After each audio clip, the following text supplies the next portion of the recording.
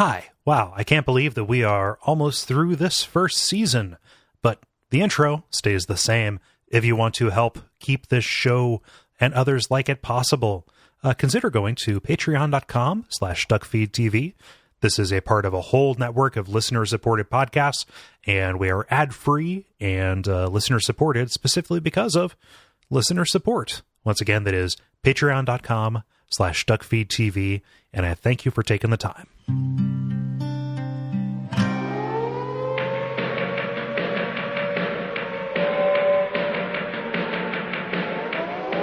Welcome to Radio Free Midworld, a podcast about the Dark Tower series of books. My name is Kole Ross, and today to talk about Chapter 4 of The Gunslinger, The Slow Mutants, I am joined by Brayton Cameron. Hello. Also by Brian, a.k.a. Dr. Static. How's it going? Yeah. And by Stephen Veilleux. Hey, Stephen. Hello.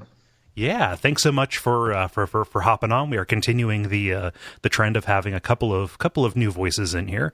At least for the episode, people know Brayton from the Teenage Dirtbags podcast, and also the pitch of the pitch industry is a luminary, I think is safe to say. Yeah, sure. Yeah.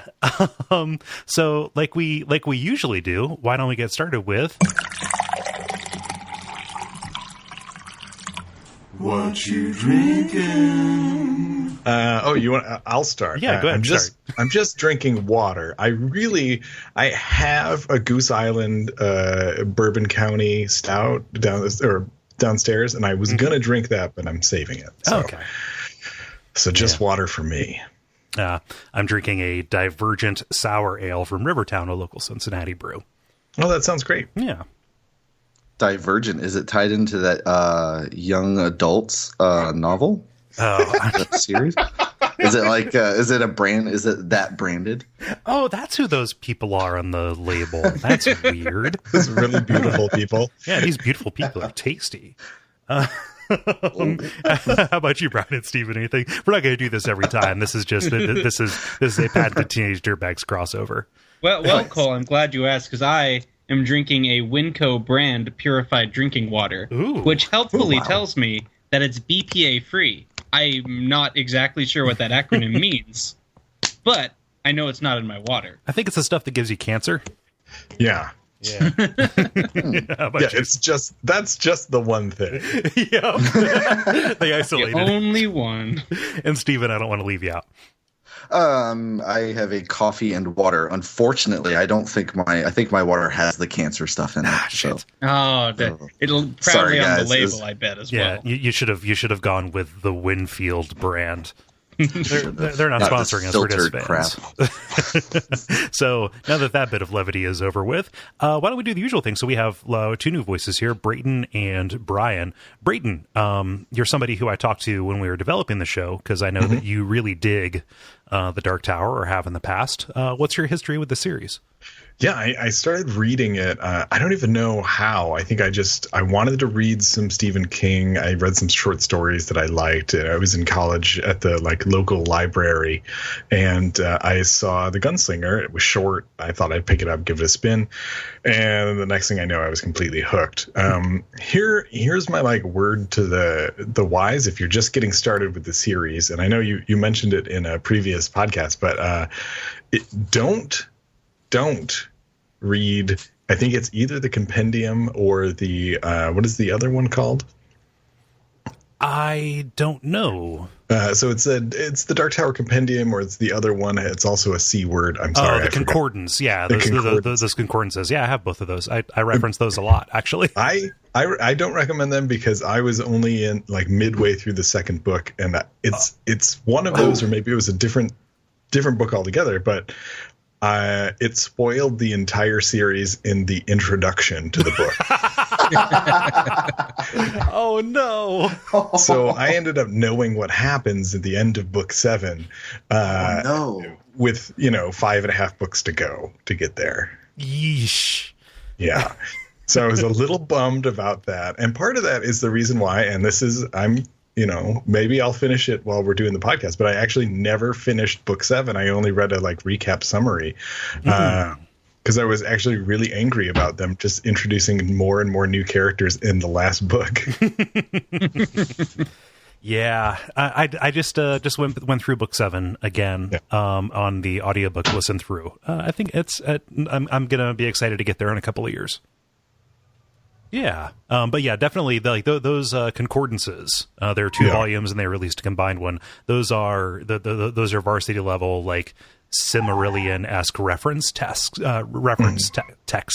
That is bizarre that they would be so cavalier as to put that in the opening paragraph. Yeah, though. I wish I tried looking, tried to find the exact book so I could warn people directly, but I'm basing it off of a 15-year-old memory of a book I despised. So it's yeah. So stay away from secondary materials, other than this podcast. Well, yeah, I mean, and we're so I'm kind of curious how long we can go without talking about what happens in that book and the implications of it.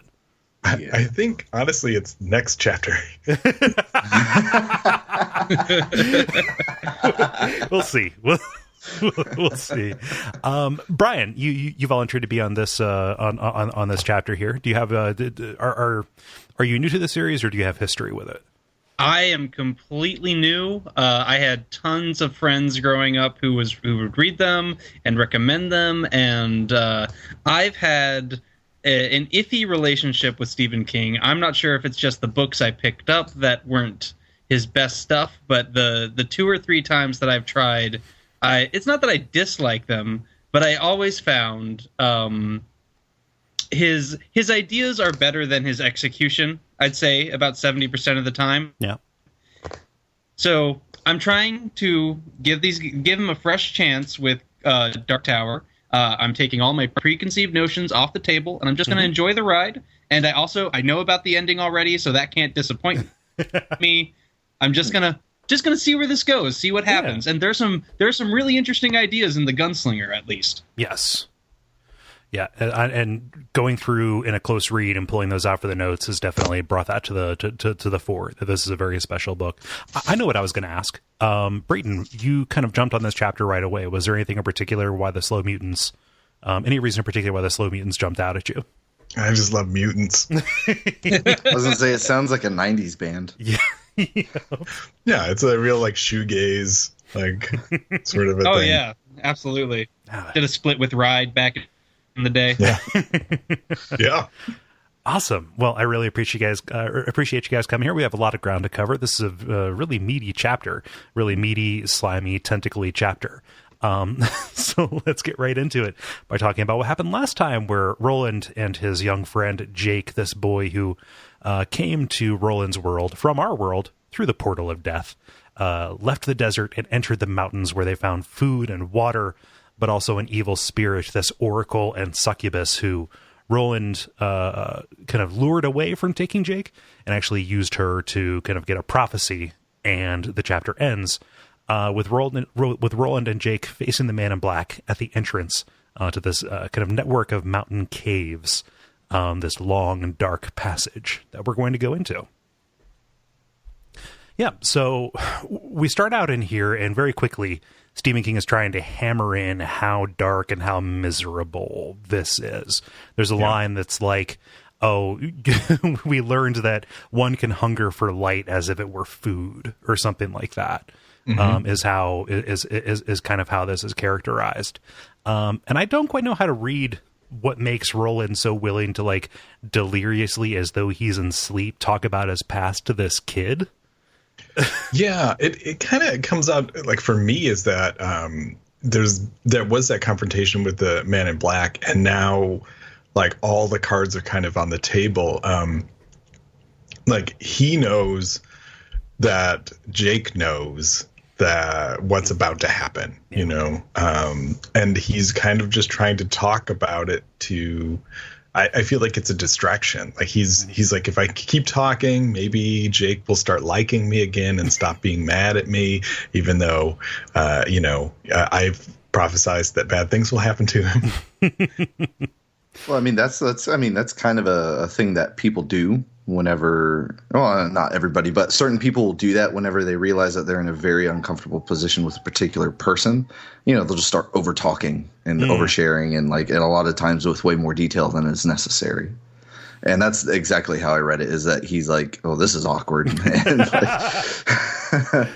here we go. And then he's just doing that to kind of fill in the silence, because kind of after this, there's nothing but a whole lot of silence. Yeah. They're both stuck in. Yeah, you can't talk about the weather, so he has to talk about the other thing that's in the room. Oh, you're a child. I was a child once. Let me talk to you. Let me tell you about wearing my dad's pants. Back in my day. Yeah, that is a weird line. It doesn't have to do with anything. I mean, so it's setting up that this is going to be a chapter that's about, coming into your own, right? Like, it's about rites of passage and stuff. And I love that line about the hoping that you got rid of the shoe polish mustache that you put on. Yeah. But Roland is kind of telling the story about this baller party that Gilead put on for the sewing knight Cotillion, also known as Fresh Kamala. Again, one of those proper verbs or nouns that was put into the book later on. That won't come back until book 5. But he saw Martin, again, the court sorcerer and his father's advisor, kind of macking on his mom. Mm-hmm. Yeah, it's gross. Yeah, and Martin's gross. Yep. There's nothing about him I like, and I've read the comic of this section, and I know you'll eventually get to it, probably cover it, but he's even drawn gross. It's not. It's just unpleasant to look at the frames that he's in. Oh, now I want to see. No, you don't. It's real sleazy. Well, what's funny? So we talked about the comic, or this issue of it anyway. In Try This, actually, I had Gary try that graphic novel to kind of introduce him to this world, to the Dark Tower. He ended up liking it, but something that kind of comes across as being really gross in the comic that is not as bad here is Roland's relationship with his mom. So yeah. I mean, you remember that stuff, Brayton, right? Like, he just straight up dresses her down and blames her for what Martin is doing. Right. And it's that sort of misplaced anger that you see a lot in relationships where someone's cheated on someone else, where it's like, you're going to, well, in this case, you would normally blame Martin, but it's really, I guess he's blaming his mom because of the betrayal he's feeling against his father. And it's really painful. Yeah. So, I mean, we can get beyond this kind of recollection, but again, we're seeing Gilead at its height, and we're kind of getting a sense of regret from Roland, because he's leading into the story like, oh, I wish I had never seen Gilead at its height, this island of light in the dark, and never witnessed his father's cuckoldry, not in the alt-right sense, but literally in the Shakespeare sense. And there's a meaningful passage here, and we didn't talk about this, but each book has a subtitle to it. This one is called Resumption, and there's a passage that kind of links into that again, where Roland is recalling back to the beginning of his journey. Around we go, back to the start, and the start is there again. Resumption, which was ever the curse of daylight, which is some Dark Souls ass stuff. Yeah. So I gotta ask, was that was in the original version of the book and not just the remaster version? That's a remaster thing. Okay, that's what I wanted. Okay, that makes a lot more sense if that's a remaster edition. Yeah. Hint, hint. Nobody asked.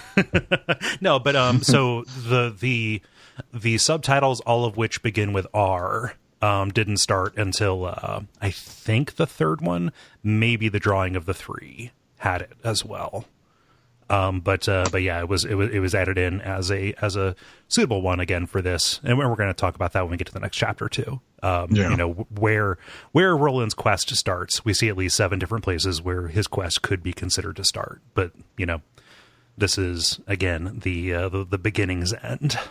So the actual tunnels themselves, it's hilarious. They find a talking hand car. Yeah, it was a very Fallout moment.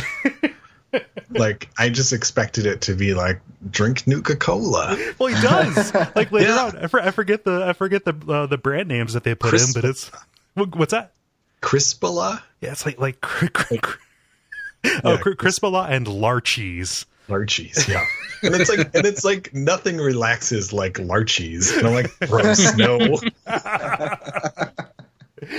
I cannot imagine any kind of product that would work with the name Larchies.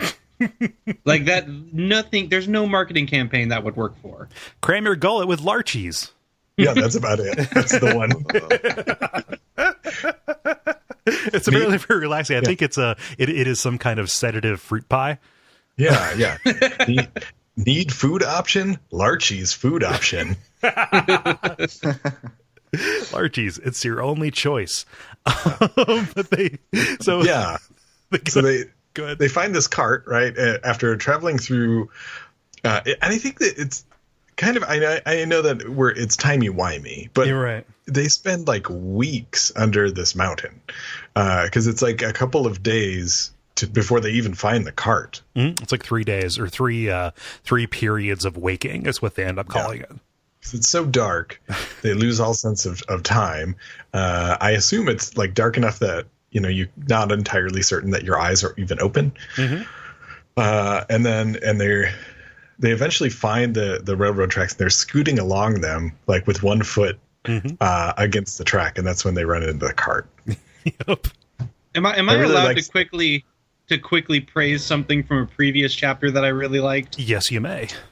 I really loved when he first met Jake, and he asked Jake like how long something had been, and his answer was 3 poops ago. Oh, we totally praised that in that episode. Yeah, that's just such a fantastic moment. And that was added in the revision. That was extra characterization that Stephen King saw fit to add 25 years later. Yeah. Oh, that's good to know. Then apparently the audiobook I had was revision based off the revision. Yes. Which I wasn't positive on, but I had my feeling that it was. Yeah, I think the revision one is read by George Goodall, and the original one, it would have been read by Frank. Oh God, now I forget his name. The guy who did all the what's that? I said Frank Langella. Yep, Frank. Who's he from? Who's he? Oh, he played Skeletor in the He-Man movie.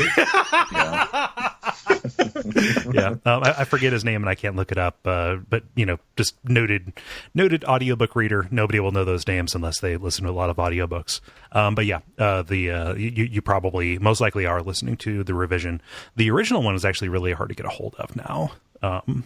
But I guess there are PDFs. It's very hard to get a hold of depending on how hard you look, I guess. Yeah, there is some original versions that you can get. Well, not the audio, I don't know, but there's still original versions on eBay that you can buy that are reasonably priced, like somewhere between $5 and $10. Oh, nice. I don't know how good of a condition they're in, but right. Yeah. Because to say, like, when I first started reading this series, the ones they had at the library were the ones with the pictures. So they had like every chapter or so they would have like a glossy insert of this piece of art from whatever, and the one the murder of Tull is really amazing. It's just this I mean, you guys used it for the show notes, but it's this long line of dead people with like Roland just hanging out on top of it. Yep. Yeah, it's those illustrations are great. I ended up reading these on Kindle, which don't have those, which is a bit of a shame. I should probably just buy a whole set so I can have those for like scans and stuff. Yeah. So they figure out how to turn off this guy's voice feature. It didn't talk in the original version. They just kind of went back in and added a lot of the technology. Again, as part of this version. But when they turn off, it says "Goodbye, pal," but it still reads ads. Yeah, I expected it to have Dave Foley's voice, honestly. Like in my head, that's how I read it. Yep. Oh, but they're going on, and Roland's sense of anticipation is such. Like there's a great metaphor here. Like Roland says, he feels like a performer placed on center stage minutes before the rise of the curtain, because he knows that the shoe's going to drop. Like he's pretty much waiting. Anywhere in the darkness, the man in black could come out. He doesn't know when the moment of sacrifice is is going to come. And again, this conversation continues on. And Joe, I about to say joke. That's not nice, Kole. It's right in the middle. Jake is talking about, he's really chatty about childhood right now, because it's a real poignant line. I always wondered about growing up. I bet it's mostly lies. Oh, Jake, if only you knew.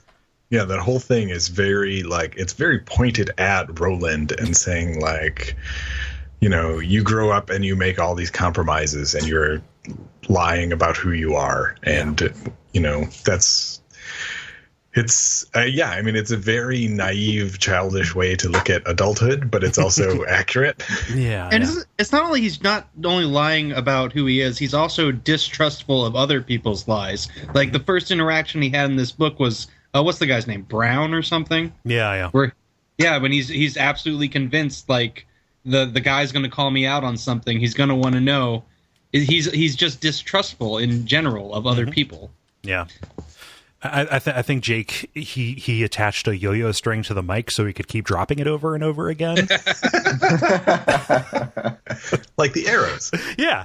Oh, yeah. I didn't make a note of the arrows. That is such a weird detail for them to put in. Yeah. So Stephen, how did the how did his attitude kind of read to you in this chapter? Because this is very much kind of in line with that. Jake's, you mean? Yeah, Jake's. I was thinking about because Jake, him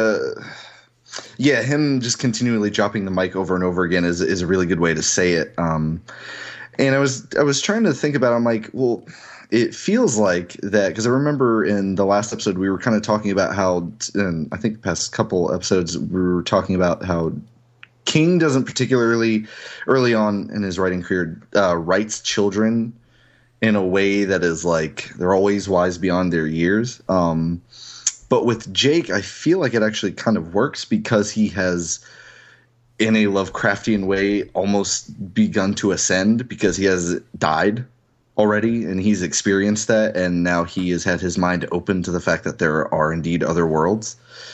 And so I think that at this point he's not only, and I think a little bit later on we see where he actually does start to really break down almost maybe how a child actually would. But here I think this is I don't really even remember where I was going with that point. I like that that this is when Jake's kind of like, he really takes Roland to task a lot in this chapter. He's laying on that guilt thick. And after that opening where Roland's just kind of rambling on about the party, at that point he kind of, I think it's here that we get the detail that Roland sleeps and he doesn't dream again. And like I said before, I think that he started dreaming before we didn't get the detail that he was dreaming until he fell in love with Jake, or a little bit before that's revealed. And I think that it's here that he's come to terms with what he has to do, like that analogy of waiting behind a curtain, and that there's this anticipation of what he has to do, and he's kind of maybe a little bit excited for that moment. Yeah. So kind of just like building that up, that Jake is like, yo, you're a real shitty person, and then Roland's like, yep. Roland's gone dead again, you know? Yeah. And I think that's a good point. Like, you really get to see Roland in this chapter, I think, for the first time, like, not being heroic. And specifically, like, having that contrast of just someone calling him into question and saying, you know, you're gonna have this choice and you're gonna make the bad decision. You're gonna make the selfish choice, and really, like, it's the biggest development of his character up to this point, I think. Yeah. Something kind of unspoken has happened, at least between the two of them. But both of them have started acting different in very serious ways. And like, there's a cowardice in Roland's approach to this too, because you know, he was rambling about his childhood there, again, trying to keep the subject away from what was going to happen. And then when Jake is more pointed about asking about this stuff, again, kind of, I don't know, saying, surrogate daddy, what's it like to grow up? Because I know I'm not going to. Yeah.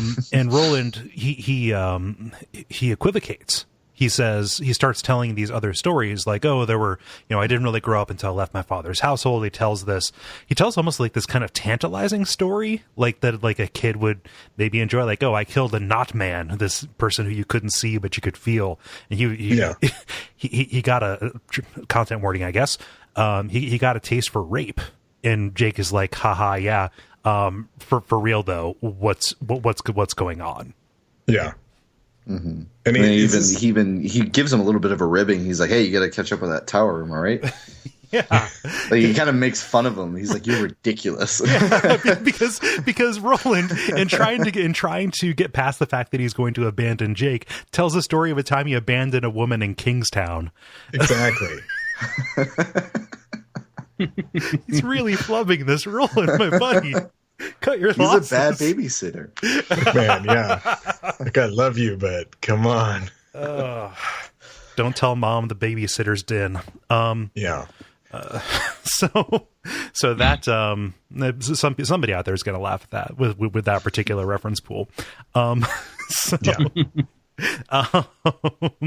So Roland finally gets to the heart of it, because Jake wants to learn, like, okay, what is it? What does it mean to become a man? And we kind of hear the story about Roland's kind of ascension to, from being this student to being a gunslinger proper. And it kind of starts with this, again, witnessing and kind of like having confirmed the affair that his mother, Gabrielle, is having with Martin, So how did this hit you guys? It's an amazing scene. I hated it because I hate Martin so much. And like but I remember reading it and just being so angry at everyone involved. Mm-hmm. Like, everyone acts like a dick in this. Like, it's just terrible. And but there's part of it that is like teenage Roland, and he has that line where he calls out Martin as a bondsman and like demands a show of fealty for his father. It's a real Joffrey kind of moment. Yeah, it is a real Joffrey, but he doesn't get it, and I think that's the part that's infuriating, right? Like, he should have, right? Like, that should have happened, but I guess you really find out where Martin's position in the house really is. Yeah. What do you mean by he doesn't get it? Like, he doesn't understand that that's not going to work? No, well, he doesn't get the show of fealty. Instead, he gets told off. Yeah, there we go. And then listens to Martin beat up his mom. Yeah, he tells her to shut her quack, which is something I've never heard. I assumed it was a duck thing. I don't know. A little bit of levity for this horrible scene.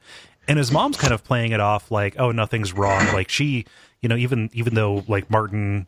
Okay, so the play here is, Martin kind of lures him in and says, hey, your mom wants to talk to you. And he's very much trying to goad Roland on. Yeah. Like, it's not straight up said like, hey, look at this. Don't you want to try and come at me? But like, that is what is happening here. And his mom is mortified, just and humiliated and everything. We're going to find out more about this later on, even in a later chapter about kind of Gabrielle's role in this. But she's very much like, I read her disposition as, hey, everything's okay. Like, she is trying to kind of do a little bit what Roland is doing and be comforting and offer a lot of like small talk, like, oh, how are your studies? Yeah, it seemed to me like it was just kind of distraction, or it was that sort of, you're an ignorant child and you don't know what's actually happening between the two of us. So if I just ask you some questions, maybe you won't figure it out. Yeah. Because of exactly what you said, Cole, I think this is a pretty great scenes for Roland specifically. I think it really informs how he's trying to relate to Jake in these trying times, sort of avoiding the actual questions that have necessary answers and just sort of doing whatever, just kind of ignoring the problem. Yeah. But yeah, it's really great in the way it relates to his current situation. Yeah. Stephen, anything stick out to you about that? You guys keep describing Martin as incredibly unpleasant. I don't know why. Like I get that his like being around him is probably not the most fun thing. But like whenever he's described in this scene, for whatever reason, all I can picture is like the cover of a romance novel. Like, because he's got on like, you know, tight black pants and like this white button down shirt that's like buttoned down like halfway revealing down his and hairless everything. chest. Yeah, like that's exactly what I think of. I'm just like, man, what? Like this guy is such a scumbag because the way he calls Roland in and he's like, "Hey, your mom wants to speak to you," and I'm fairly certain she didn't want to talk to him at that moment in time. And then the way that Martin just like continually goads him on wherever he says, "Are you going to be a fighter like your father, or are you just slow?" Whenever he sees one of the wounds on Roland's head, I'm assuming from training. Yeah. And then like he knows exactly where to poke and prod at Roland, but obviously, I mean, he doesn't know that that Roland kind of is ready to do what he needs to do. Yeah. So what we're going to talk about here is, you know, this trial of becoming a gunslinger. Usually it happens when somebody is 18. This is 3 years after the death of Hax, and Roland is 14 at this moment. His dad, Stephen Veilleux, was the previous kind of, I guess, record holder. That feels like a weird way to say it. He previously was the youngest person to become a gunslinger at 16. So when Roland rolls up, and it's an amazing scene when he does this, he's 2 years too early. And like nobody wants him to do it, least of all Court, who up to this point has been a real like dick. Necessarily. Yeah, right? He has been a dick, but at the same time, the way that Roland goes in and like just busts the door down and yells at him, he kicks the door and kicks his table against a wall. I'm just like, yeah, he's 2 years too early. You should hit him more. Well, and actually, like Court, as much as he's been a dick up to this point, like now he's like, please don't do this because you're gonna have to go out west then. Like, please don't do this. Like, he even goes as far to break his oath to tell him to turn around. Yeah, he's normally only supposed to, like, as part of the ritual. And again, like, this is something that probably would have been done, you know, if it was any other world, he'd be wearing a cap and gown while he does it.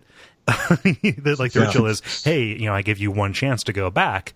You know, because you have to come to this as an exile from your parents' house. Like, you are in this limbo state and you can never go back. The penalty for overeagerness is the same as the penalty for unworthiness, which is exile. And like, you know, Court asked this obliquely and Roland's like, I know what exile is. I need to do this.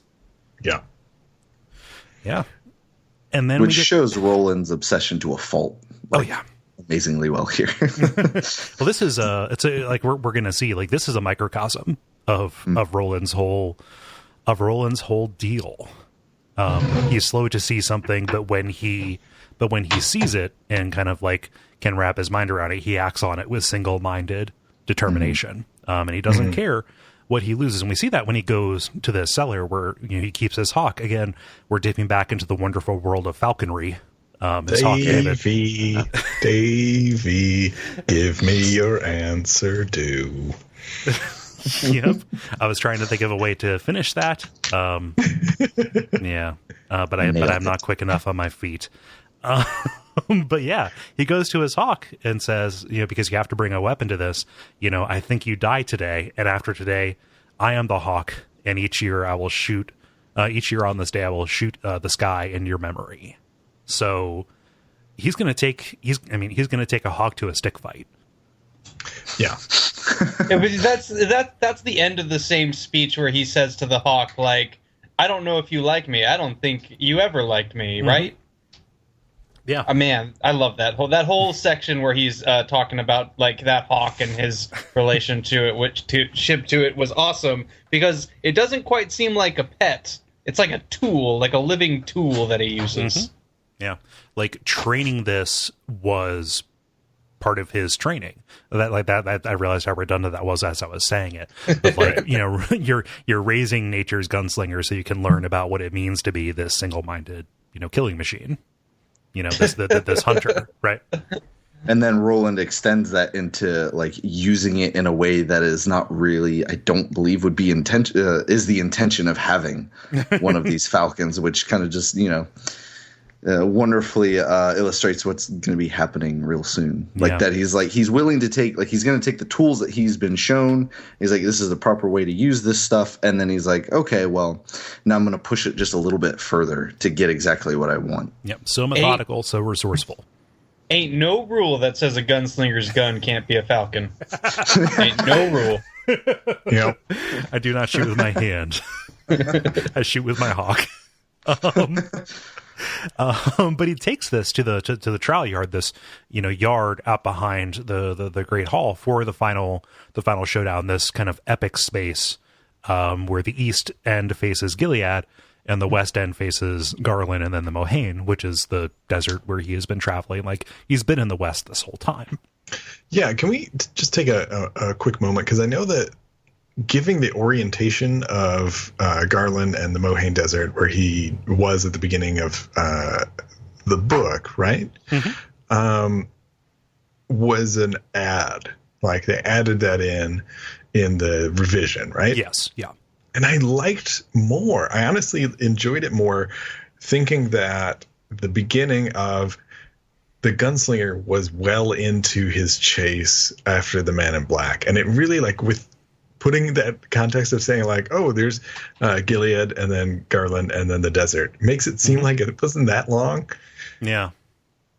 So yeah, I agree with that, Brayton. I think there is a better sense of mystery and, like, timelessness if there wasn't that distinct connection between those two areas. Yeah, right. The maps of these areas always feel a little bit sloppy when you look at them, and I understand putting a map in a fantasy map, but you're right. Like by making it seem like these two are so close, and by showing that they fit on the same map, and it's not even like you can see cities on that. Like the scale isn't that disparate, right? You're completely correct. They talk about like, oh, he hadn't seen the Man in Black for 12 years. Yeah, I mean, it's like, really, you just had to go like 2 towns over. But again, timey-wimey. The world has moved on. The fabric of time and space is weakening, etc., and on down the line. It is not very satisfying. And that is definitely a consideration that came later when King decided kind of which apparent direction the beams had to go.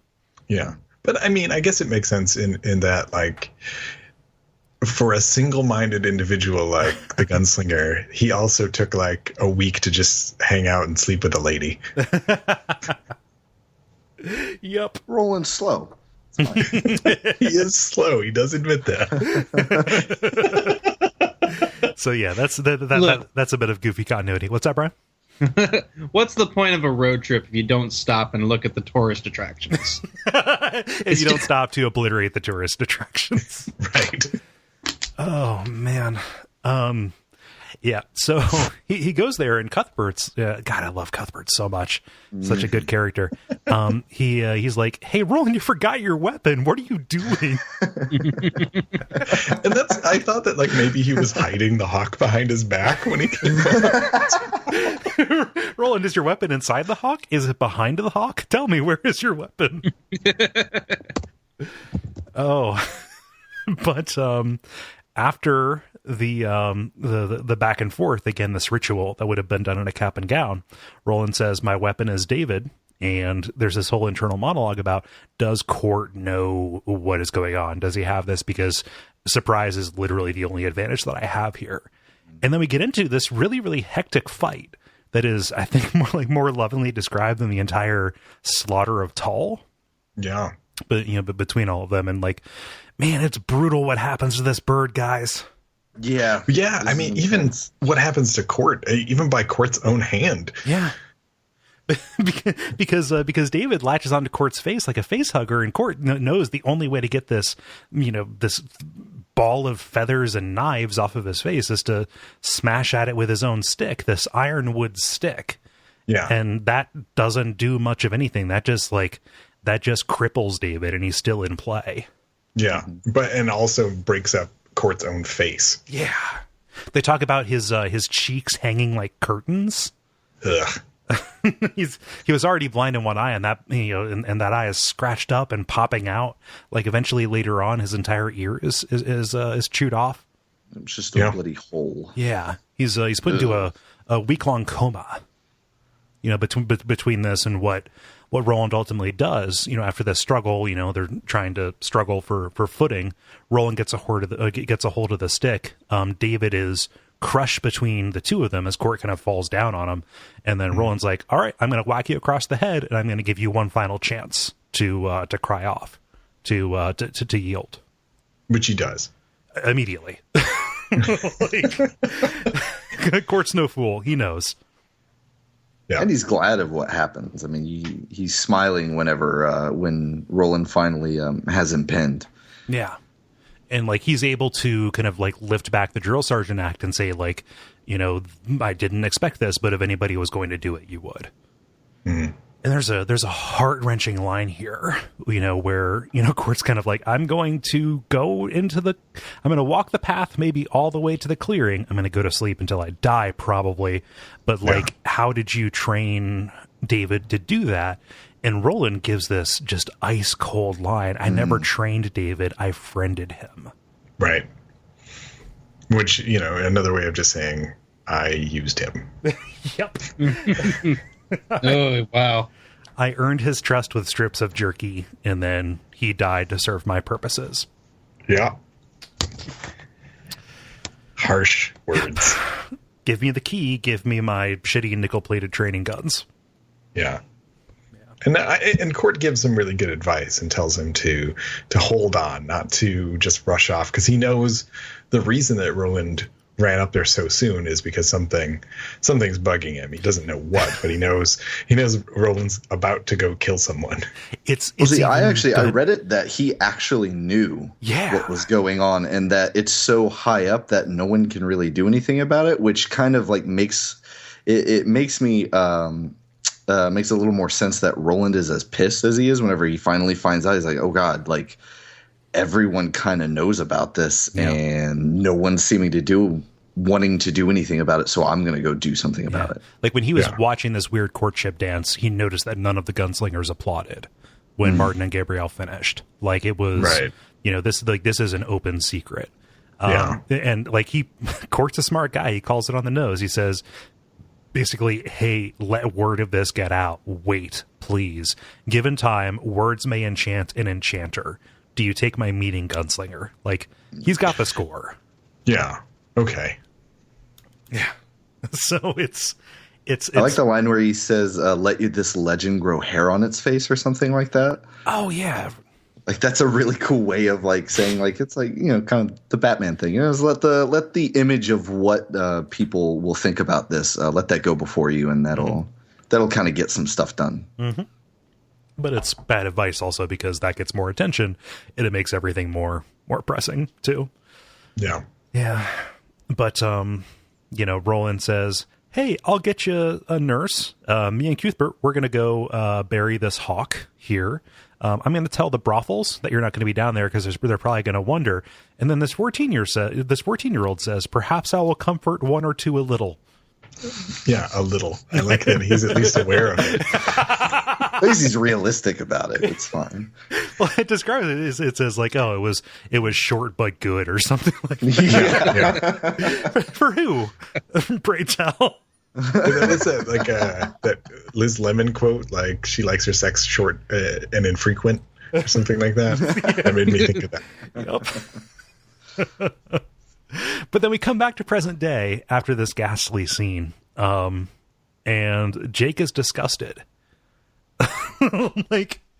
Jake doesn't say it. Roland says, thinks he has no idea how he's going to take it because he realizes it makes him look like a heel, like a betrayer. But Jake is like, oh, is it just games all the way down? Yeah, and he has a line about do you ever grow up or do you just come of age? It's pretty intense. Suggesting that he's still a kid. He's still acting like a kid, even in an adult's body. Yeah. And that Jake is more grown up than he is, which might be true. It's a reverse big situation. Yeah. It's a Jack situation. Oh, there we go. Yeah.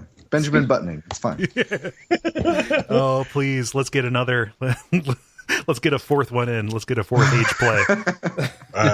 Vice Versa, starring Judge Reinhold and Fred Savage. Okay, there we go. Nice.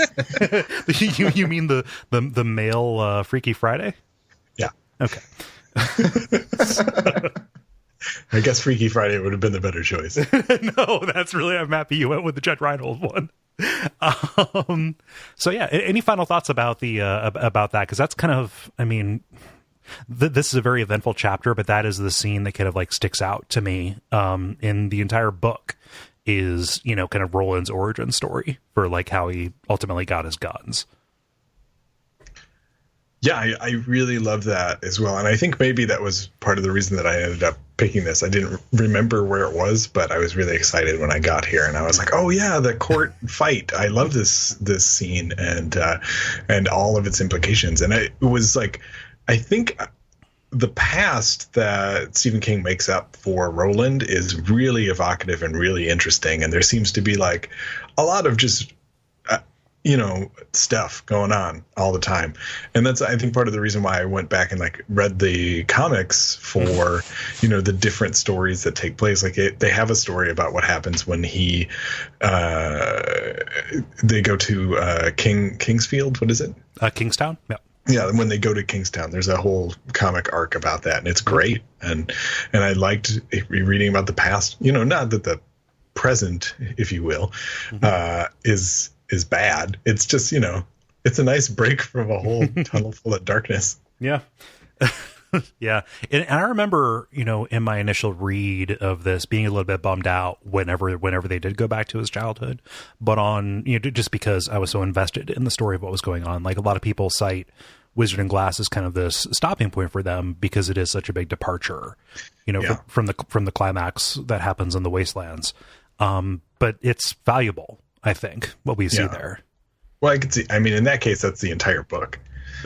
Yeah, and I think the stuff that he does choose to tell you. Now, I've only read the comic that covers this stuff, and I wasn't the biggest fan of it. But like, I think the problem is that I had already read it, and I think it was these scenes were better done in text form as opposed to images. But anyway, so I don't know how the rest of the comics actually play out. I have them. I should probably read them. But I like the stuff that he does wind up choosing to show us. Like I was nervous about getting to Wizard and Glass. Just because I was like, oh man, a whole book of a flashback. But I think King did a really good job of giving us the parts that maybe weren't, like they were necessary to show us like this whole section of a flashback is only to set up what is getting ready to happen in the rest of this chapter. Yeah. And then like Wizard and Glass is like much needed context for a lot of, like his stuff with Roland's original quartet and like things like that moving forward now that we have an established quartet from after the Wastelands and things like that. So I think that the flashback stuff actually, it worked really, really well for me. And this was like the point in this book when I was first reading it where I was in and ready to go. I was like, oh, this is really good stuff and really great world building as opposed to just really, really awesome, albeit, but scant evocative world building that we've been getting in the present up to this point. Yeah, there's a nice kind of contrast between kind of how busy the world of the past feels versus the loneliness. Like Gunslinger without this stuff would just be an inferior version of the Road a little bit.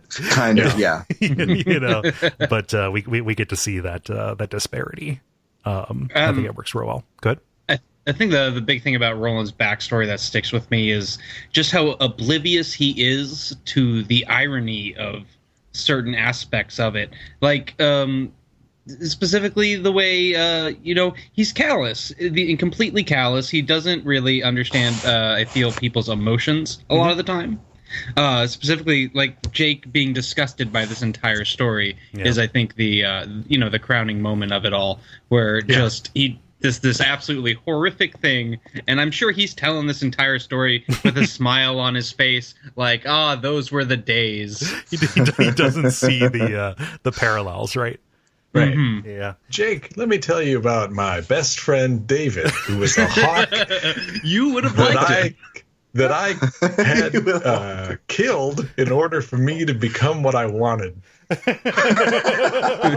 See, I don't know if you understand. You know how there's sometimes there's something you want to get, and to get that you have to kill something. Yeah. So what's funny? No, wait. Let me rephrase. You know how when you're responsible for something or somebody, but you really want something else? Okay. You're just not saved my life. And the easiest way is to get rid. Look, you saved my life, and I love you for that, Jake. I really do. But also, but there is this invisible lady.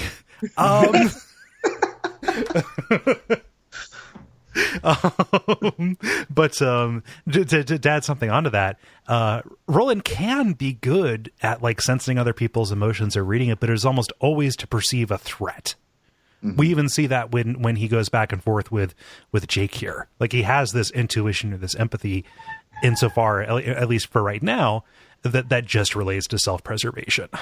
I think that goes back to his training of needing to be essentially just a weapon. No doubt.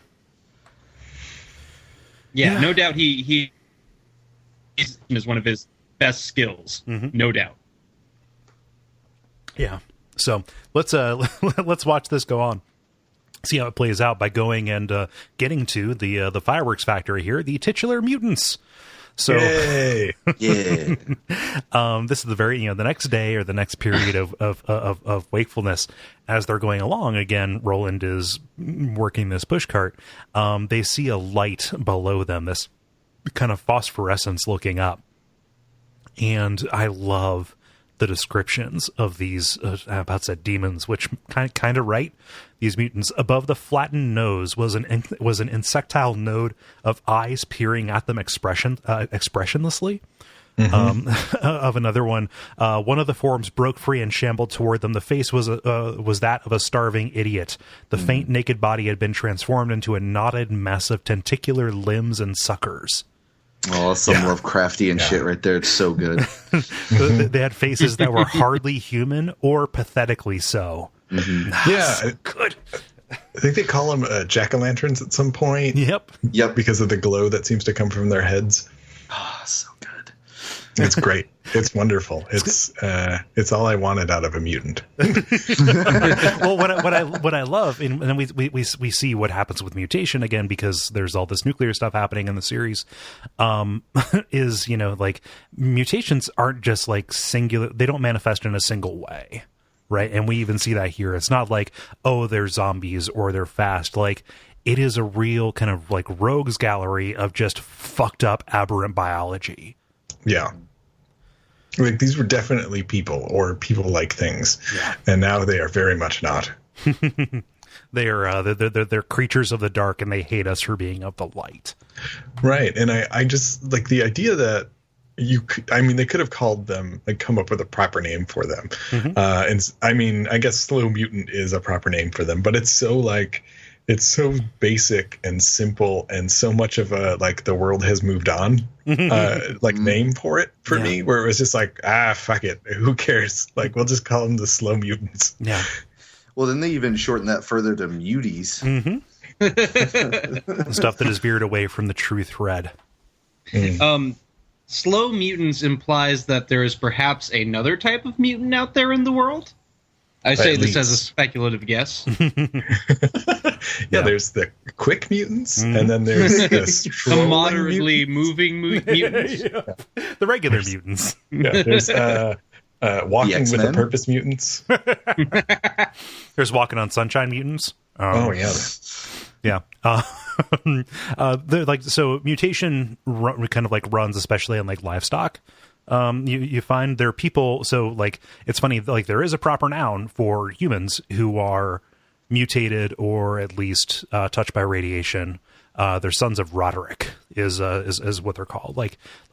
There are people who kind of like band under this patron saint, but that is again the etymology or the culture of these mutants in this world. Yeah, really, but the sons of Roderick are still like humans. Yes, yeah. Mostly. They're humans, but they're like mostly mutated. Like it's kind of like what would actually happen with the X-Men, where just like everybody just, here's Tumor Man 47. He's mostly got tumors. Yes, they're the mutants from saddest X-Man. From Total Recall. Oh yeah. It'd be like if they worked if they worked X-Men style mutants into the Venture Brothers. Yeah. So also, like the idea, like brought up the Children of Roderick, but also we skipped over whenever he talks about the Roland remembers back to an old man who had a working gas pump. Oh shit! Yeah, we did. Yeah, like the idea of like just these weird postmodern religions that crop up in like in post-apocalyptic stuff, like it's all in Fallout as well. Yeah, like, I really fucking love that kind of stuff. Like it's so good. I cannot believe that I forgot to talk about the guy who had the Amoco gas pump and pretended the hose was his dick. Yeah, and then everybody's worshiping it. It's so great. Yeah, so many people probably died of drinking gasoline. I mean, that's a Mad Max's fuck kind of idea too. Mm-hmm. Yeah. It's an entire world of the gods must be crazy. The old ones must be crazy. Right. Yeah. But instead of finding a Coca-Cola, they find Nozzle. So they're going along, and these things they want to take a big old tasty bite out of their heads like they were apples, and so like the guns come out in this scene that could be right out of Resident Evil 4. Yeah, and it very much feels like a on rail shooter, like literally. Like Ashley's turning a crank, and yep. So you can choose either Jake shoots or Roland shoots. Yeah. Jake can't push the cart as well, but Roland shoots better. So these are smart mutants. Like they block the tracks intentionally in order to slow them down. And Jake's like, I'm not going to get off of this. And Roland's like, you're going to have to get off of this. Yeah, I was wondering about that. Like, it seems like, you're supposed to think that the mutants put the rocks on the tracks, but I also thought that maybe it was a Man in Black situation. Oh, yeah. I mean, they bring up later when there's some crashes and they refer to what they run into as pitiful hulks, which could very well have been mutants or also tiny piles of rocks that were not really meant, that were like not well put up. So I kind of go back and forth on who put this up there. Yeah. I mean, it could be Roland's paranoia. Like this could have just been a natural cave-in or something like that. Sure. He calls it shoddy work. Mm-hmm. And we only have the narrator's interpretation of his thoughts to trust as truth. Yeah. Yeah. But like this is a short but intense scene that is properly horrific. And like there's a time where Jake thinks, where both Jake and Roland think, oh, this is it, we're done. But they pull through. Because this really feels like classic King, like horror kind of that horror action that crops up in all of his stuff, where it's really tense and like it's really short, and like the mutants kind of just come out of nowhere. Like beside, like we've had the demon and then that one spider thing. Yeah. In the book so far, that is a little more supernatural, and then all of a sudden there's like these crazy Lovecraft zombie things running towards them that glow in the dark. Like it's such a sudden and hard turn to me, but it works so incredibly well. And like, it is really intense. Like from what I remembered, I was like, okay, this is kind of just like a zombie scene. But then as I was reading it, it was really intense and like it's really well paced. I mean, I guess it's an incredibly over obvious thing to say, but it was really nice reading this and like, oh, okay, no, this is actually still kind of scary to read. Yeah, it wasn't like an R.A. Salvatore completely belabored kind of thing. Yeah. I had forgotten exactly what happened to Jake after my many years of not reading this. So I was like, oh, this could be it. And Jake thinks it's it. Yeah. It's also the reveal. So this chapter is called The Slow Mutants, which is vague enough, I think. You can probably it's enough to tantalize you and give you a guess. I mean, last episode, Murph guessed that we were dealing with mutant hawks because in the edition he was reading the illustration showed David. But you get to subheader X in this, and it's just revealed in a single sentence. During the next period of waking, the railway angled closer to the underground river, and they came upon the slow mutants. Like, that is a prosaic sentence that describes the time, it describes what's happening in the environment, and then boom, introduces the threat. And it's a very like journalist thing. Yep. They're like slow mutants is capitalized. You know, like it's a proper noun. Like they just hit you over the head in the middle of this chapter after this story about killing a bird. Shit gets real. Yeah. And it's really terrifying. Like Jake is freaked out. Roland can't push the cart and shoot everybody at the same time. Yeah. It's dark. I really loved the parts where they're talking about the afterglow of shooting these guns. And basically he was blinding himself with what little ability he had to see, because all he could see then was the muzzle flare. Yeah, it's like the streaks of the memory of the light or something across his retinas or something like that. Mm-hmm. Yeah. Pretty good. But then they're gone. Also, another wonderful piece of imagery. They talk about the running through the decrepit hulks or whatever. Describes hitting some of the mutants like slapping some rotten bananas off of the tree, which immediately just brings to mind the sound. Yeah, so just a wet, gross thing. Yeah. So then we get to, again, the the counterpart to the summoning stones that we found earlier, the subway station, right? That is, again, not just a remnant of technology, but also a little bit of the culture that they had here. Like, Jake is able to pull up a memory like, oh, this is like a subway. And as they get to all of the tracks kind of converging and they see these shops and these machines kind of like all laid to waste, I don't know, like I really enjoy this also because it glows with the light of the machine still being on. Yeah, and isn't this like they escape the slow mutant threat and then it's like 4 days of darkness. Yep. And then all of a sudden a subway station. Yep, and they get here and there are mummies, but they turn to dust. Yeah. Because the old ones, May, Roland's teacher, talks of gases that would kill people and leave them like this. So the old ones, far from being cosmic monstrosities, were, folks who kind of knew how to be monsters to each other, just like us. Yeah. What else? Did they find anything else here? They find the bow and arrow that we mentioned earlier. Roland finds the Fallout style gun shop. Mm-hmm. He jumps like a child on Christmas morning, or I don't know, whatever morning they would call it. There's no, as far as I know, there's no Christmas analog in Midworld. But he looks, he sees it, like, oh boy, guns, and he goes, oh, they're all filled with lead. Fuck. Lead.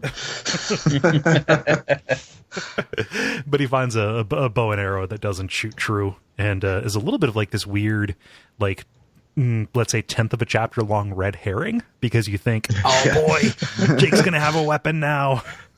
Yeah, and it ends up just being useless. Yeah, Jake's preppy enough that I could see him knowing how to use a bow and arrow. Yeah. No, he went to the fancy that makes camp. Sense. Yeah. The fancy camp. Is that what it was called, Brayton? I mean, you have fat camp, and you have Jewish camp, and you have fancy camp. Yeah, camp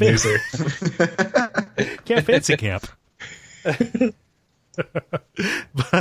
but they decide to move on again, just kind of following the track that they were on to track 10 to surface and points west. And then this gets to kind of the climax here of the book. We've had lots of climaxes, but as they kind of go through this tunnel that is, eerily lined with these like phosphorescent fossils. Fossils. Yeah. Oh yeah. I thought you were doing a portmanteau. That's actually introducing Roland being unable to say English words. Yeah. Fossils. And they get to this Stand By Me style. Well, I guess it's, Stand By Me. That book wasn't about that bridge collapsing. No. But Roland remembers the mummy collapsing to dust, and before the car gets over to this, he's like, we should probably test it. And the steel is porous, and the wood is rotten, and it is going to be slow going. Yeah, and it's it's over this giant chasm that presumably dumps off into water down below. But it's like, I know they went through the entire tunnel up to like this part, and then, you know, you can kind of see the light at the end of the tunnel in a literal sense, but like, I would not go across that thing. Like, is there a way down? Can we go back to that station and get some pythons and climb up? Like, yeah, like Roland spends a long time thinking about how bad it is, and then it's like, hey, let's go. Like he pauses and thinks, like, you know, he gives himself this one final ultimatum, like, hey, we could go back. You know, there's no reason we have to do this now. I could train Jake up, but he knows he's lying to himself. He's going to cross that fucking bridge. Yeah. I mean, it's this chapter, right, where he thinks about how much more convenient it would be if Jake was just dead. I mean, that might be this whole book. Well, I think there's like a specific moments when he's thinking about it. Yeah, he just wants to get to the part where the kid's gone. He's like, well, if I just killed him. Oh yeah. Well, that, I mean, to be fair, Jake, I about said the kid, Jake also thought about cutting his head off with a shovel when he was, nearly dead at the way station. So tit for tat. I mean,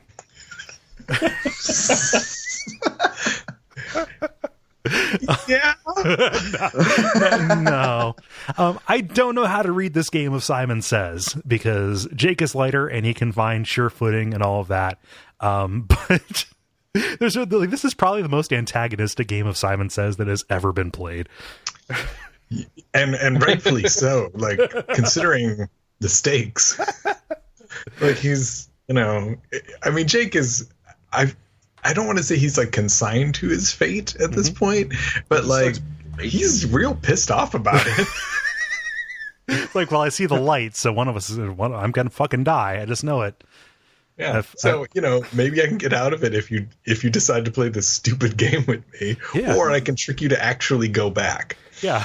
Well, there's a real hokey line that I don't quite know how to read, but Roland says, "Are you over?" And Jake replies, "Yar, but it's very rotten, like the ideas of certain people, maybe." and then he goes on to say, like, oh, like, it'll support me but not you, so you better go back, obviously to be eaten by the mutants. Like the ideas of certain people, oh, it's rotten, like the philosophy or the priorities of someone who would leave me for dead, huh? Yeah, or the Man in Black. Okay, yeah.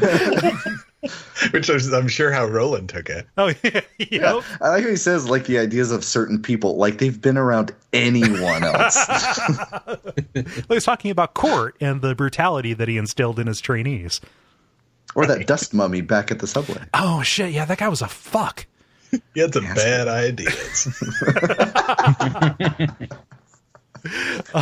But they've got this kind of like game of back and forth here before the light at the end of the tunnel goes out. There's a silhouette. The Man in Black is standing at the mouth of the tunnel, and in the most hilarious incantation for a magic spell that ever happened, I can assume, he says, "Hello, boys." And then the bridge starts to collapse. Yes, it has to be in a like sort of a like Charles Nelson Riley voice. I was twisting my glasses there. Yeah. Oh, it came across. Trust me. Okay. But yeah, like, he does this and then just boom. With like nothing changed. Like, they're like, both of them were standing in the same place. The bridge starts going down, and the action's a little bit like vaguely described here. And for some reason, I think in my head, for like maximum drama, I thought that it was the case that like Roland had caught Jake and like was holding on to him, but knew he had to let go to proceed, because that's what would happen in like the hypothetical movie version of this. But like, no, like this starts happening. Roland just bolts and he starts running up toward the Man in Black and doesn't give any heed to Jake. Like, Jake is way back in the mist at this point. Yeah. He gives him like 2 seconds of, like 2 thought seconds, you know, where he's just like, I could save him. Yeah. Nah. And then he looks. It seems like he makes a giant leap for the wall while the rest of it falls apart. Yeah. Brian, Stephen, like, how did you guys read this? Well, the way I remembered it, it was the way you're describing it, that he's actually holding on to him.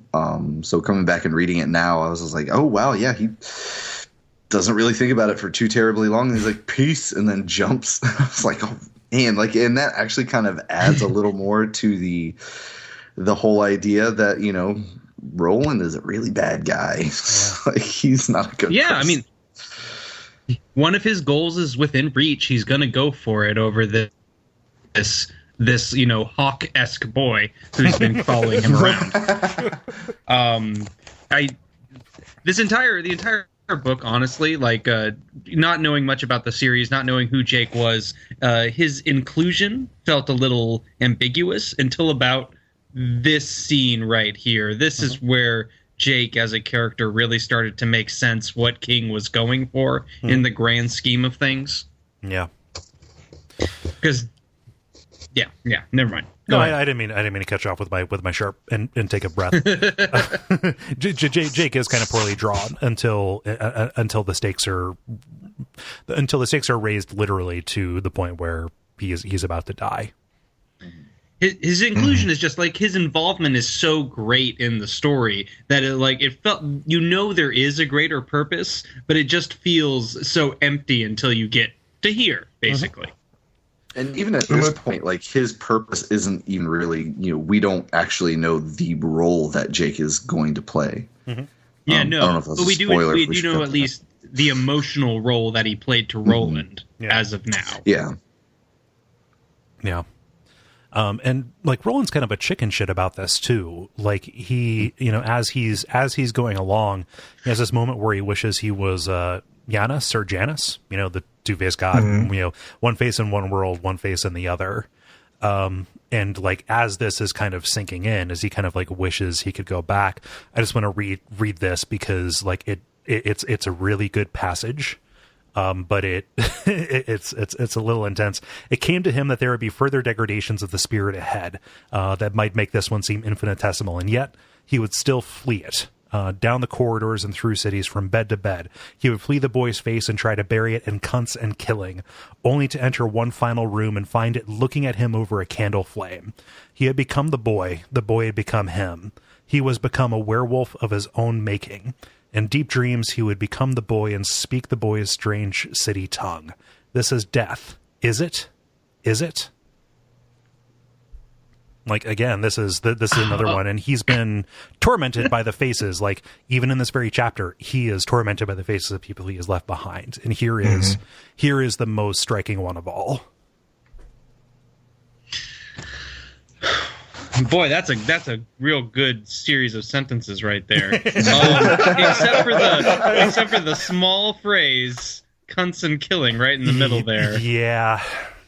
Which is just, you couldn't do another take on that one, King. Yeah, I mean, I feel like it somewhat fits because the idea is that it's derogatory and it's supposed to be he's punishing himself. Yeah. I feel like that's kind of getting to the hatred that maybe Roland is running from. Yeah. And fair. Yeah. That's very fair. It's also a description of exactly what he did in the first leg of this book. Yeah. Like, you know, it is self-loathing, and they even call, you know, like later he even calls it like a monstrous self-loathing that he has for this. Yeah. And then he gets to daylight. You know, he sees the tracks, you know, like fade into nothingness under the light of, you know, day and sense, really. And there's the man in black again. He misses these 12 shots. Mm-hmm. You know, you no more kill me than you kill yourself. Come, mother, may I? Yes, you may. Yeah. Yeah. So correct me if I'm wrong, but this is the first time we actually get some FaceTime with the man in black, right? There was a little bit at the end of the last chapter too. Oh yes, you're right. There was. He's in the mountains.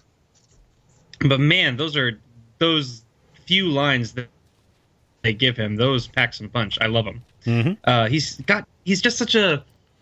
He's got a way of speaking that it's very specific, and I feel it's him before like it even says the tag like the man in black says or anything, you know. It's just I don't think King necessarily gives everybody a very distinct way of speaking all of the time, but the man in black has one, and I love that. Yeah. There's a glee It's almost like Joker like. Yeah, it's kind of sing-song. Oh yes, very much. Yeah. And I think like can we get metatextual for a second? Yes, you can. All right, you know how I love this stuff. So this presents us, the reader, at this point, an opportunity to be like Roland, and we've been tantalized by secrets up to this point in the book. And can we proceed with Roland and choose to follow him in his journey, or do we turn our backs against this terrible man and decide to close the book forever? Yeah.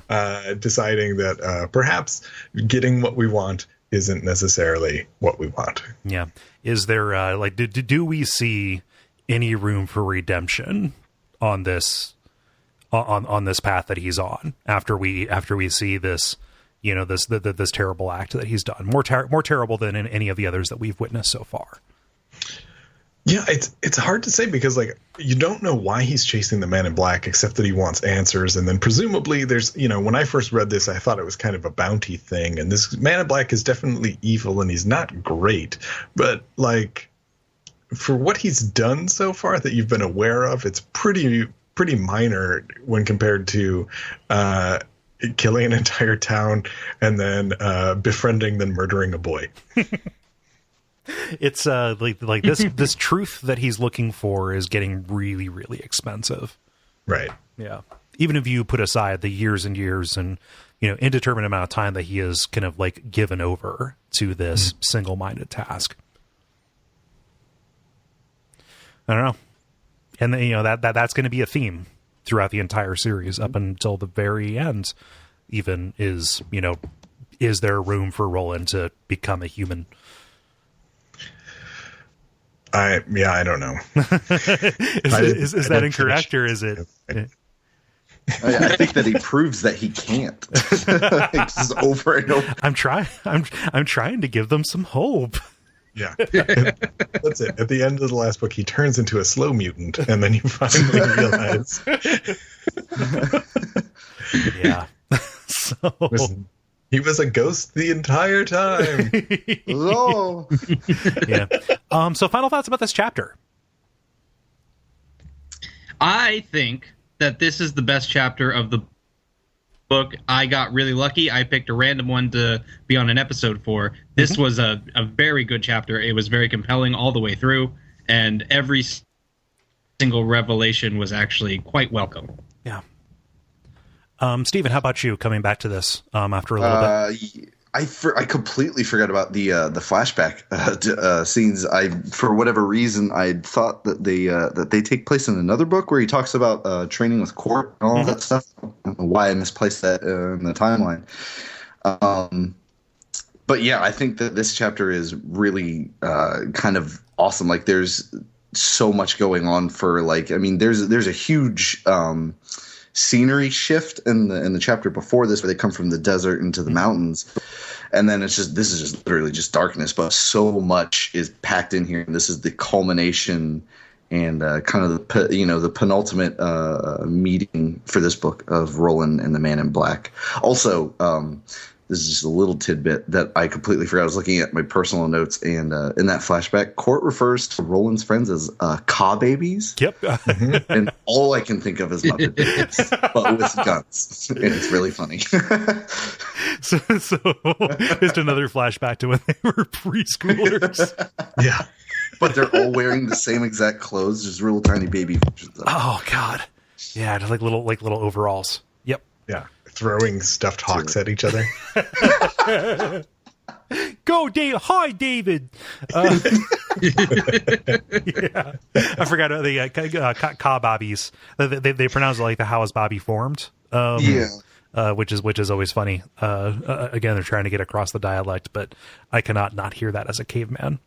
Yeah. The flashback is a really good thing, and coming back to it, I realized, this is actually like an origin story on a bunch of different levels, and it's not tedious like an origin story ought to be. I went through it, I already know what this is, and it still carries enough of the weight, Yeah. It's pretty remarkable that to give a little little credence to Stephen King, like that he took a 2-week-long journey through the darkness and made it really, really fascinating. I don't want to go to that cave ever, but I was really glad to hear about it. It's a real rough neighborhood. Yeah. And any final thoughts about the chapter at large, Brayton? Yeah, I think this is like, it's a lot of setup. You're dealing with a lot of setup up until this chapter, and this chapter feels like a very meaty, plot-driven, and world-building chapter. You get to learn about the Roland's past more than really before. There's like dribs and drabs, but and then you get to see Jake kind of fleshed out as a character more, and Roland fleshed out as a character, and to really see the kind of amorality, and yeah, it's a fantastic chapter. Yeah. Cool. Well, next time we're going to be talking about Chapter 5 of the Gunslinger, the Gunslinger and the Man in Black. It's not a very long chapter by page count, but it's very dense because it is mostly dialogue and exposition. And a lot of it's relevant, although, given that it is a conversation with the Man in Black, there is some obfuscation there. You'll find out who we're joined by there later. I have to get over that instinct of saying who's going to join us on what. As a program, after that, before we get to the drawing of the three, going to do a short episode covering The Eyes of the Dragon. That is a Stephen King book that gets a little bit more context in book number 2. Want to try doing that, like bringing in some of the extra, some of the non-Dark Tower books that link back into it. In this case, giving a little bit more history on the Man in Black, just a bit. And I don't know if we're going to have anybody, because that is a kind of an obscure Stephen King book that's really hard to get a hold of. So that might just be like a short solo-sode, or if we can find somebody to hop in on that, we will see. But then we're going to pick up with the drawing of the three. Somebody was about to speak. Yeah, Cole, I saw on Amazon they have the Charlie the Train books. Are you guys gonna or book I should say? Are you gonna cover that as well? That might be pretty good. That might be pretty good to do. I need to order that actually. My Amazon suggestions are going to be nothing but Stephen King. Some people in the Slack channel actually were talking about that and posting some of the illustrations, which are properly upsetting. Oh man, that smile is so good on that. I guess the line on it is like, "We all float down here," which is like, yes. Yeah, I'll just order that so it arrives by this weekend. Yeah, definitely. And we're gonna do just for people, because we mentioned the comics so much in this chapter that was heavy on Roland's past.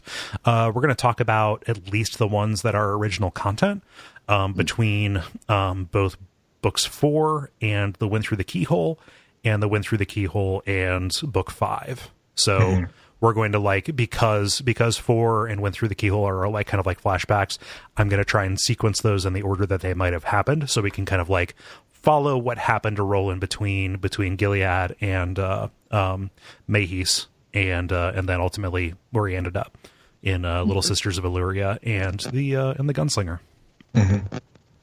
Okay. Yeah. So let's go through here. Tell people where they can be found. Brayton, where can you be found? Oh, you can check out either old episodes of The Pitch, which is a podcast I do with Duckfeed alum Gary Butterfield, and in that we talk about weird products that we make up to solve problems people don't really have. Or you can keep up with our current podcast, which is Teenage Dirtbags, which is a music video review and goof around session podcast. And you can find me on Twitter at BraytonJC, but I tweet once a month, so don't expect a lot. Yeah. But both of those shows very, very heavily recommended, very highly recommended. Let's see here. Brian, how about you? Well, you can always find me on the Duckfeed Slack, so there's first plugs for that. If you want to check out some of my fiction writing, I do some comic work and some short fiction stuff on my Tumblr, bdmay.tumblr.com, and I'm also the host of Mega 10 Marathon, a Watch Out for Fireballs light show where we go through the Mega 10 SMT games and do basically a Let's Play play-by-play, so people don't have to play those old grindy Japanese RPGs. You are doing a service, my friend. And Stephen, how about you? Well, I have the podcast Platformers, where me and a couple of my roommates, we get together and we just kind of talk about the games we've been playing that week, and maybe some news concerning the different consoles. I just started a podcast with Jeremy Greer and Chris from Chomp Chain Podcast called Monster of the Week, where we're chronicling all of Supernatural. So a little bit lower bar of quality there, but we try to make it fun. Come on, don't sell yourself short already. I'm selling Supernatural short. Okay. And on Twitter, I am at FromSoftJunkie. Awesome. If you want to support this show and others like it, I probably said this at the beginning, patreon.com/Duckfeed.tv is how this and a bunch of other shows are possible. I appreciate everybody's support. Thank you to the Assemble panel for making the time to come on. I've had a wonderful evening talking about this great chapter with you. And until next time, long days and pleasant nights. May you have twice the number. Thank you, sir.